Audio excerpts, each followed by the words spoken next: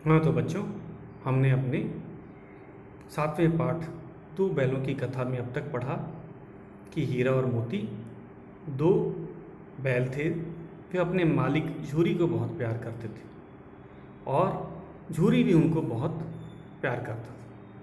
एक बार झूरी का साला उन दोनों बैल को अपने गांव ले जाना चाहता था, क्योंकि उसको कुछ खेती का काम करवाना था। तो दोनों बैल उसको रास्ते में बहुत तंग करते हैं और फिर वे उसी रात को रस्सियाँ तोड़कर वापस अपने मालिक झूरी के पास आ जाते हैं। झूरी खुश होता है अपने बैलों को वापस देखकर, लेकिन गया फिर अगले दिन उनको फिर लेके जाता है और इस बार वो उनसे बहुत ही सख्त काम लेता है। दोनों बैल लाचार हो जाते हैं। तो गया के घर में एक छोटी लड़की भी रहती थी और उस लड़की को उन पर दया आ जाती है और एक रात वह उन दोनों बैलों के रस्से को खोल देती है और गया और उसके पीछे दौड़ता है, लेकिन पकड़ नहीं पाता है। फिर क्या होता है, आज जानने के लिए हम लोग अपने पाठ का पठन करेंगे और व्याख्या की जाएगी। तो शेष भाग को हम लोग आज फिर से आगे के पाठ को फिर से पढ़ते हैं। हीरा और मोती ने आज़ादी की सांस ली। तो जब वे घर से भागे, गया के घर से, तो उस छोटी लड़की ने उनके रस्से खोल दिए थे और उनको भगा दिया था, क्योंकि उनको दया आ गई थी। क्योंकि वो दोनों बैलों से गया बहुत काम लेता था, उनको मारता पीटता था और तो और उनके नाक में नकेल डालने भी वाला था। तो छोटी सी लड़की को दया आ गया और उन्होंने उसके रस्से खोल दिए। रस्से खोलने पे बैल सीधा भागते गए और इस बीच में वे अपना रास्ता भी भटक गए और गया ने दौड़कर उनको पकड़ना चाहा, लेकिन वे खाली ही हाथ आया, क्योंकि दोनों बैल काफ़ी आगे निकल गए थे। हीरा और मोती ने आज़ादी की सांस ली। अब वे आज़ाद थे। रास्ते में उन्हें एक सांड मिला। सांड हीरा और मोती की ओर लपका। वे रास्ता भटक गए थे, उनको समझ नहीं आ रहा था कि अब कहाँ जाएं। और बहुत दूर जाने पे उन्हें रास्ते में एक सांड मिला और सांड हम जानते ही हैं कि बहुत बलशाली होता है। और वह सांड हीरा मोती की ओर लपका। वह उन्हें मारना चाहता था। दोनों के होश उड़ गए। एक तो वे कमज़ोर थे, अभी दौड़ के ही आए थे, तब तक गया का संकट अभी दूर हुआ ही था कि उनका सामना सांड से हो गया और वो भी उनको मारना चाहता था। भागना बेकार था, इसलिए दोनों ने हिम्मत से काम लिया। अब वे भाग भी नहीं सकते थे, सांड बहुत पास में आ गया था और इसीलिए उन्होंने हिम्मत से काम लिया। सांड ने हीरा पर वार किया तो मोती ने पीछे से उस पर सींगों से चोट की। तो ये दो थे, एक बार में वे एक ही पे हमला कर सकता था। तो जब वह हीरा पे हमला करता था तो मोती उसको पीछे से मारता था, और जब मोती पे हमला करता था तो हीरा उसको मारता था। तो इनके पास ये उन्होंने एक दूसरे की मदद करने की ढाल मिली थी, क्योंकि अब वो भाग सकते नहीं थे। उनके पास उनका सामना उनको करना ही था। सांड मोती की ओर पलटा तो हीरा ने उस पर सींग चला दी। सांड घबरा गया। अब यहाँ पे दो बैलों से एक साथ निपटना या हमला करना काफ़ी मुश्किल था, इसीलिए सांड भी अब घबरा गया था। दोनों ने मिलकर उसको जख्मी कर दिया। तो हीरा और मोती ने मिलकर सांड को जख्मी कर दिया सींगों से, क्योंकि वो एक बार में एक ही को मार सकता था, तो दूसरा पीछे से हमला कर देता था। और आखिरी में हमने देखा सांड भागा। हीरा मोती ने दूर तक उसका पीछा किया। सांड बेदम होकर गिर पड़ा। दोनों ने उसे छोड़ दिया। तो उसको इतना दौड़ाया सांड को कि वह बहुत दूर तक दौड़ा और थकान के कारण वह गिर भी पड़ा। तो जब वह गिर पड़ा तो दोनों ने उसे छोड़ दिया, क्योंकि अब उन्हें वापस अपने घर जाने की चिंता थी। उन्होंने सांड से तो अच्छी तरह से निपट लिया था। दोनों आगे चले तो पीछे तो रास्ते में मटर का खेत दिखाई दिया। भूखे तो थे ही, हरी भरी मटर देखकर उनकी भूख और बढ़ गई। गया उनको खाने को तो देता नहीं था, रूखा सूखा देता था ताकि वह जिंदा रहें और अगले दिन हल चला सकें। लेकिन अब वे आज़ाद थे और रास्ते में मटर का खेत दिखाई दिया तो उन्हें लालच आ गई और मटर को देखकर उनकी भूख भी बढ़ गई। वे खेत में घुस गए और लगे मटर खाने। उन्होंने देखा कि मटर का खेत है, कोई रखवाला नहीं है, भूख उनको लगी थी और उन्होंने उसका फ़ायदा उठाया और मटर खाने लगे। तभी खेत के रखवालों ने उन्हें देख लिया। उन्होंने दोनों को घेर लिया। रखवाले पास में ही थे। उनकी नज़र हीरा और मोती पर पड़ी। उन्होंने देखा कि अरे, दो बैल तो हमारे खेत में घुस आए हैं और मटर खा रहे हैं। तो इसीलिए उन्होंने दोनों को घेर लिया। हीरा तो भाग निकला, पर मोती का खुर कीचड़ में फंस गया। खुर क्या होता है बच्चों? जो बैलों का पैर का निचला हिस्सा जो होता है वो खुर कहलाता है। खेत में कीचड़ था, उसी में मोती का खुर फंस गया था। अब वह भाग नहीं सकता था। हीरा चाहता तो वह भाग सकता था, लेकिन वह मोती को छोड़कर नहीं जाना चाहता था। इसीलिए वह भी वापस आ गया, क्योंकि मोती तो का पैर धंस चुका था, वह भाग नहीं सकता था, पकड़ा जाता। उसे संकट में देख हीरा भी वापस आ गया। दोनों को पकड़कर कांजी हाउस में बंद करवा दिया गया। तो इससे क्या पता चलता है? हमें हीरा और मोती की मित्रता का पता चलता है कि दोनों पक्के दोस्त थे। हीरा चाहता तो वह भाग भी सकता था, उसके पास पूरा मौका था, लेकिन उसने ऐसा नहीं किया। वह भी वापस आ गया।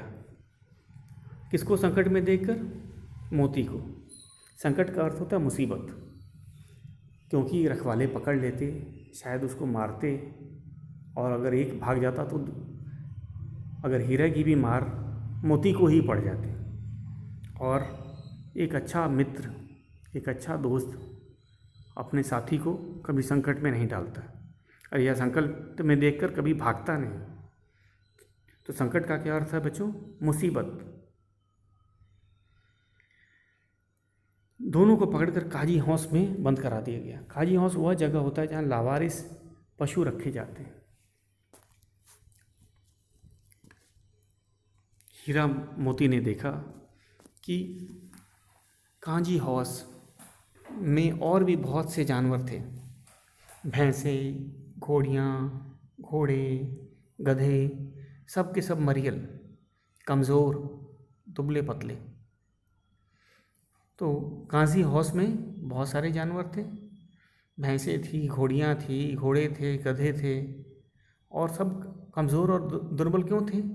क्यों कहा गया है कि सब मरियल थे? क्योंकि उनको कुछ खाने पीने को कुछ नहीं मिला था। बहुत कम खाने को दिया जाता था। सारा दिन हीरा मोती को खाने पीने को कुछ ना मिला। रात हुई तो बंद करने के बाद से ही उनका खाना और पीना बंद कर दिया गया था। रात हुई मोती ने हीरा से कहा कि दीवार तोड़कर बाहर निकल चलते हैं। और उन्होंने मन ही मन क्या सोचा कि हम रात के समय दीवार को तोड़ के भागा जा सकता है, क्योंकि रात के समय किसी की नज़र नहीं पड़ेगी और अंधेरे का फ़ायदा उठा के वे दीवार को तोड़ सकते हैं। उसने सींग से दीवार पर चोट मारनी शुरू की। 2-4 चोटों में ही थोड़ी सी दीवार टूट गई। तो दीवार बहुत कमज़ोर थी। 2-4 चोटों में ही दीवार टूटने लगी। उसका उत्साह बढ़ा तो उसने दीवार को और ज़ोर से धक्का मारा। आधी दीवार गिर गई। तो दीवार कमज़ोर बनी थी और रात को किसने तोड़ दी? दीवार। दोनों बैलों ने मिलकर दीवार को तोड़ दी। लगभग आधी दीवार को गिरा दिया। दीवार गिरते ही घोड़े, घोड़ियाँ, भैंसें और बकरियाँ भाग गई। मोती ने गधों को भी सींग हिला हिलाकर भगा दिया, पर हीरा भाग चलने को तैयार न हुआ। तो दीवार गिरने पे वे स्वार्थी नहीं थे, वे सभी जानवरों की मदद करना चाहते थे। हीरा और मोती उन्होंने सबको निकाल दिया। यहाँ तक कि जो गधे थे वे नहीं जाना चाहते थे, उनको भी डराकर सींगों से उनको भी भगा दिया। पर हीरा भागने को तैयार ना हुआ। लेकिन फिर क्या उन्होंने देखा, मोती ने देखा कि हीरा तो भागने के लिए ही नहीं तैयार है, वह तो जाना ही नहीं चाहता है। उसने मोती से कहा कि वह भाग जाए, पर क्या मोती अपने मित्र को छोड़कर जा सकता था? वह भी हीरा के पास आकर लेट गया। तो जैसे पहले जब वह मटर खा रहे थे तो मोती का पैर कीचड़ में फंस गया था, तब हीरा भी नहीं भागा। तो इस बार भी जब हीरा नहीं जाना चाहता था तो मोती भी हीरा के पास आकर लेट गया। वे भी उसको अकेला छोड़कर काजी हौस से नहीं जाना चाहता था, क्योंकि उसे पता था कि सबकी सज़ा हीरा को ही मिलेगी। सुबह होते ही काजी हौस में खलबली मच गई। हीरा मोती को मोटे मोटे रस्सों से बांध दिया गया और मरम्मत हुई सो अलग। तो खलबली क्यों मच गई बच्चों? खलबली मतलब सब लोग, जब काजी हाउस में लोग आए तो उन्होंने देखा कि कोई जानवर नहीं। तो खलबली का अर्थ हुआ हलचल। हलचल मच गई क्योंकि कोई जानवर नहीं दिखा, सारे जानवर भाग गए थे और बचा कौन था? केवल हीरा और मोती। इसीलिए उन दोनों को ही इसका कसूरवार माना गया था, क्योंकि वही नए जानवर आए थे और उन्होंने दीवार गिराई थी और सभी जानवरों को भगा दिया था। इस कारण उनको मोटे मोटे रस्सों से बांधा गया और मरम्मत हुई सो अलग। मरम्मत का अर्थ है उनकी पिटाई भी बहुत हुई।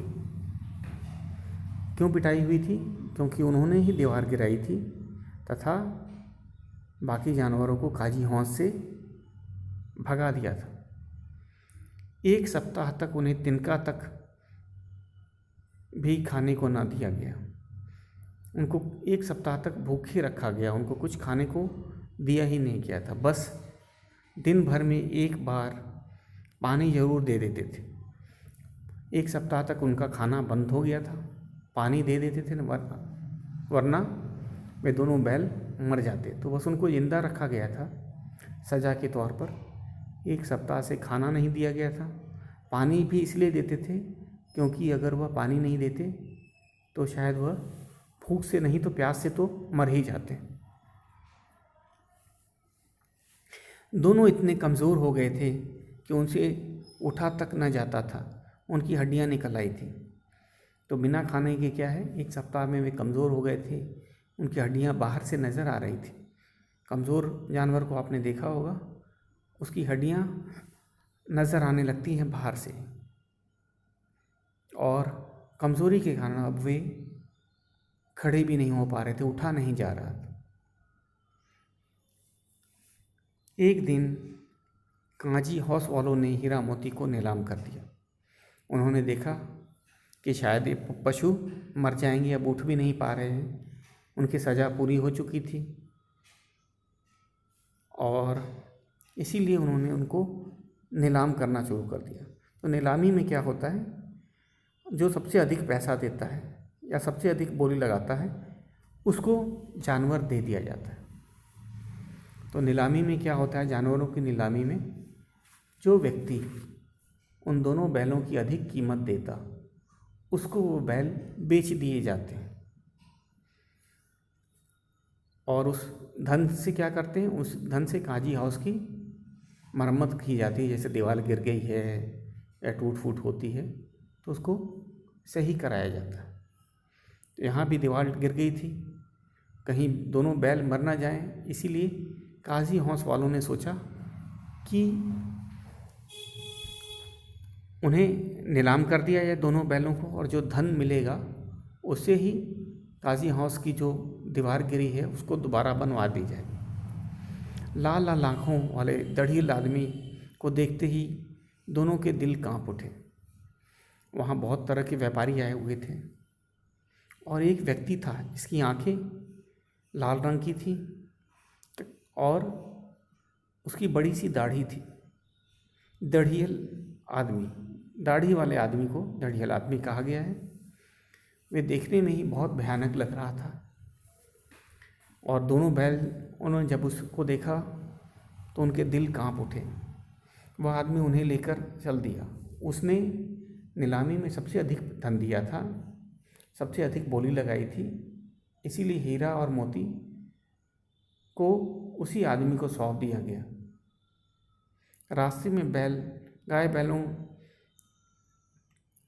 को मज़े से जुगाली करता देख उन्हें अपनी दशा पर रोना आ रहा था। जब वह दाढ़ी वाला व्यक्ति, लाल आंखों वाला व्यक्ति जब उन्हें लेके जा रहा था तो उन्होंने रास्ते में दूसरे गाय बैलों को भी देखा। तो वे क्या कर रहे थे, वे बड़े मज़े से जुगाली कर रहे थे। तो जुगाली क्या करते हैं, जुगाली का अर्थ होता है निगले हुए चारे को थोड़ा थोड़ा मुंह में लाकर चबाना। तो जुगाली करने वाले जानवर गाय, भैंस, बकरियां ये सब होती हैं। वे क्या करते हैं, वो एक बार तो अपना खाना जल्दी जल्दी खा लेते हैं और फिर उसी खाने को वापस जुगाली करते हुए अपने पेट से फिर मुंह में लाते हैं तथा उसको अच्छे से चबाते हैं। तो इसको जुगाली करना कहते हैं। तो हीरा मोती ने देखा कि सभी बाकी जो गाय बैल हैं वे तो मज़े में जुगाली कर रहे हैं, और उनको बहुत दिनों से न तो खाने को मिला था, न उनको अपने घर भेजा जा रहा था, बल्कि एक खतरनाक आदमी उनको लेके अपने साथ जा रहा था।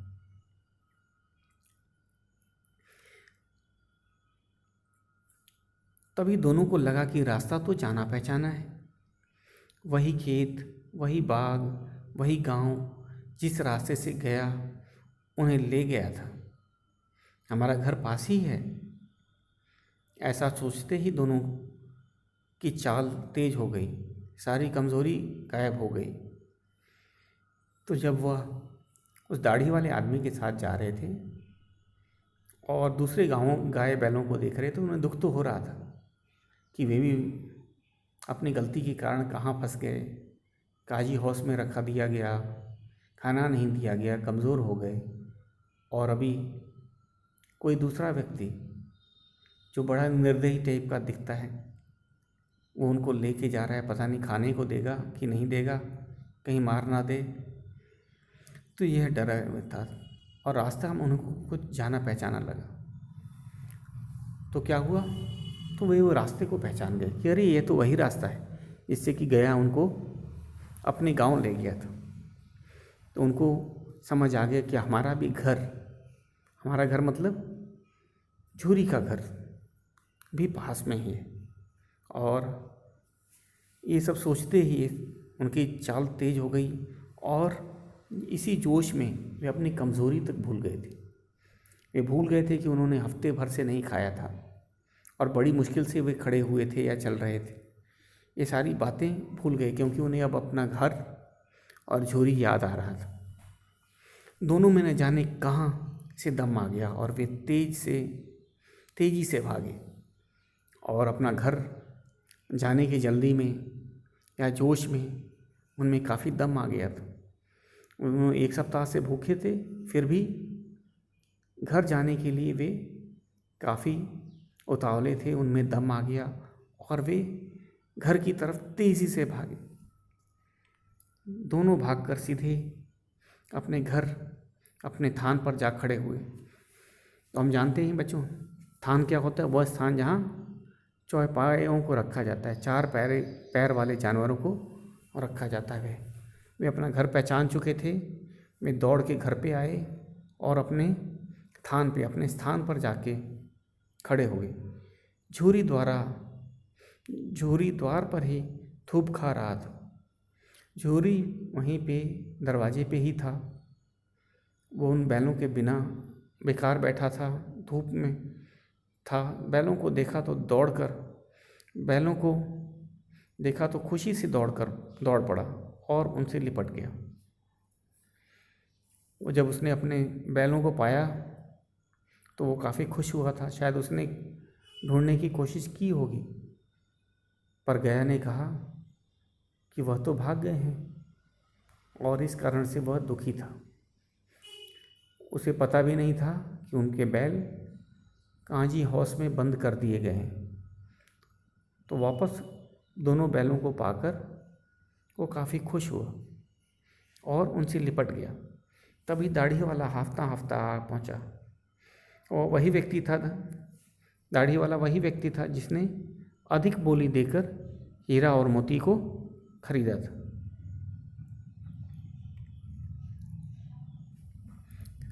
और बैलों की रस्सी पकड़कर बोला कि बैल मेरे हैं। और उसने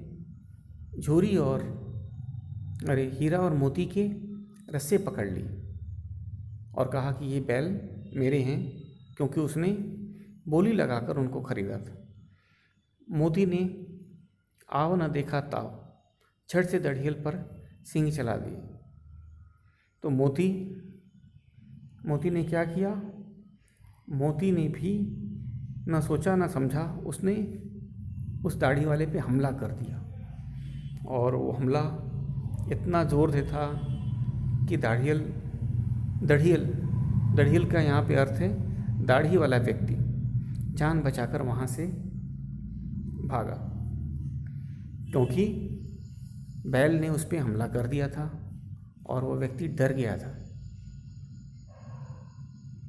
और वो अपना जान बचा कर के वहाँ से भाग गया।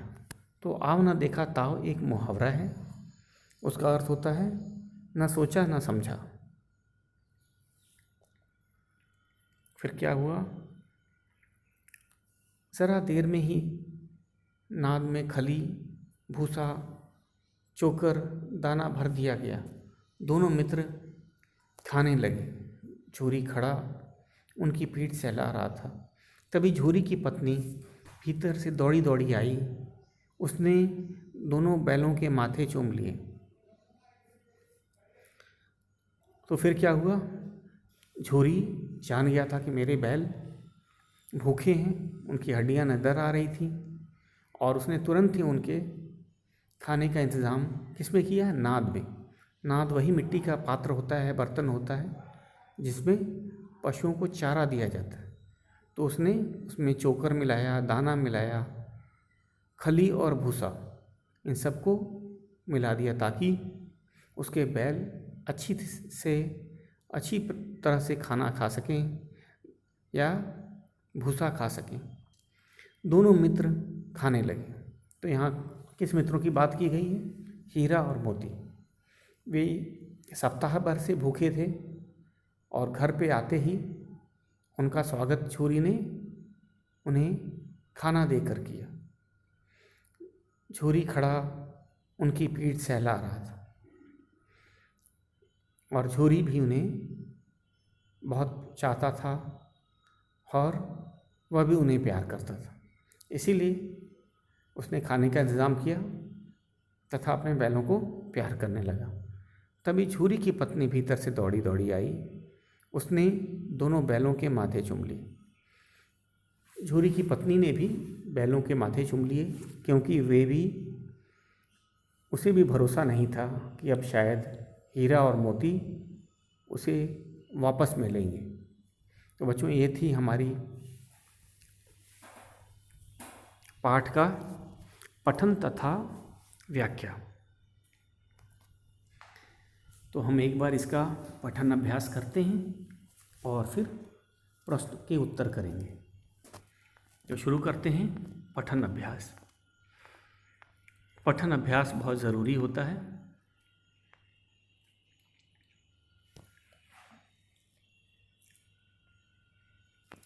तो इसको रीडिंग प्रैक्टिस सबको करनी है।